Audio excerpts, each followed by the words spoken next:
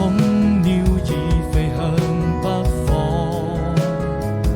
經過石板路旁，點點星光帶來無限遐想，是迷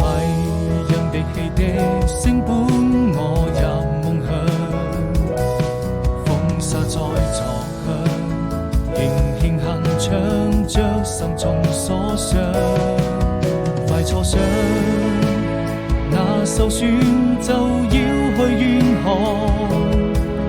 太漫長，藍天也變得飄揚，草地上